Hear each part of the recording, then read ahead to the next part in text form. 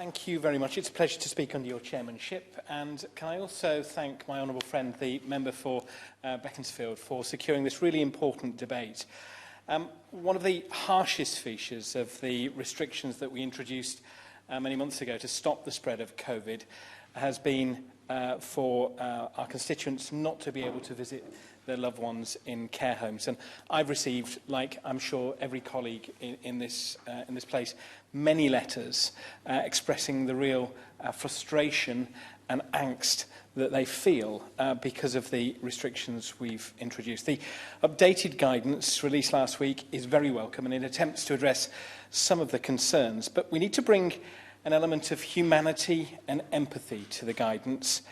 And I know that many in this room and our constituents will feel that something over the last few months has gone wrong. And I want to talk just for a second about a family in my constituency, very similar to those already raised by other members. A young man whose family live in my Warrington South constituency, but his care home was in Greater Manchester. And whilst we didn't have any restrictions in Warrington, he was existing under restrictions in Greater Manchester. And there were very different approaches being taken. And I tried many, many times to speak to the Director of Public Health in Greater Manchester to talk about the issues that his family were facing. And I have to say it was a real nightmare to actually communicate across different county boundaries, to actually try and have a one-to-one conversation with the care home and the people regulating that care home. And the young man didn't actually get to see his mum or his dad for about 5 months in total, and that's just simply wrong. Not only did the young man not get to see his mum and dad didn't get to see their son. And I can only imagine how awful that would be as a dad, not to see your son for that length of time. And I think we really do need to think again about the way we've interpreted some of these rules. Now, I want to recognise, and we cannot forget how badly the first wave of COVID hit care homes.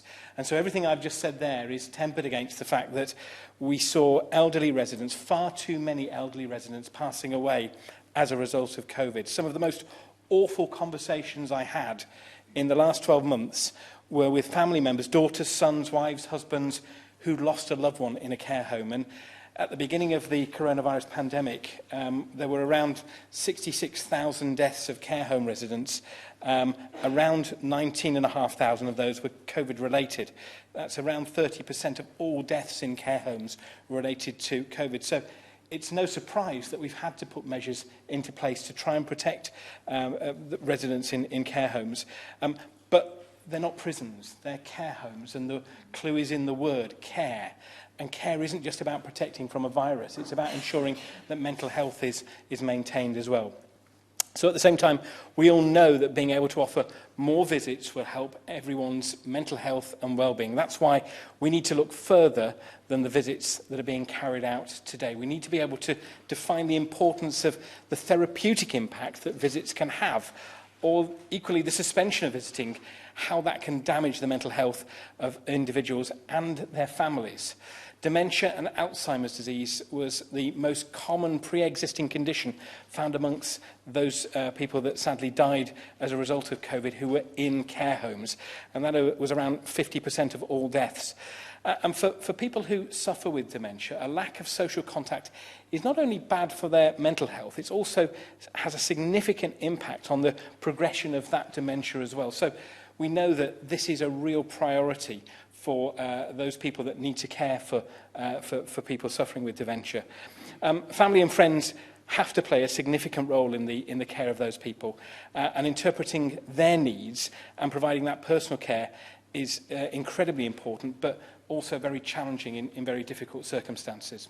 Now, I welcome the announcement of a pilot scheme to enable informal carers to be given key worker status, and I'm looking forward to the Minister giving us more details on that. And the introduction of the lateral flow rapid tests for Warrington, 10,000 being given to Warrington this week, is very, very welcome. And I'm encouraging the Director of Public Health in Warrington to make sure that, that she's in touch with care homes to ensure that those family members who need to get into care homes can get get those frequent tests. I want to finish with a brief mention of a constituent who wrote to me earlier this week to say he'd purchased a piece of technology, a gentleman who I think it's fair to say is in his mature stage of life. He'd installed it in a window in his wife's care home, and he said to me it was similar to the system being used in a post office, with a microphone and a speaker, and it meant the world of difference to him and his wife. He can now do a visit in complete safety, no risk whatsoever. The window remains sealed, but he doesn't have to shout and he doesn't have to practice sign language. And he's been able to share his ideas with other people in the care home, and other visitors and other relatives have taken on board his ideas and have introduced it in other care homes as well. Can I finish, Madam Chair, by just paying particular tribute and recording my thanks to those who work in care homes in Warrington South. They've done an incredible job over the last 12 months. And I also want to thank those members of the social care team in Warrington who look after elderly residents in their own homes, going into a home every day to ensure that they're well cared for. There are many, many issues that we need to tackle for families and those in care. And I hope the Minister can take back some of the things that we've talked about today to the Department to come forward with some more ideas. Thank you. Rachel Maskell.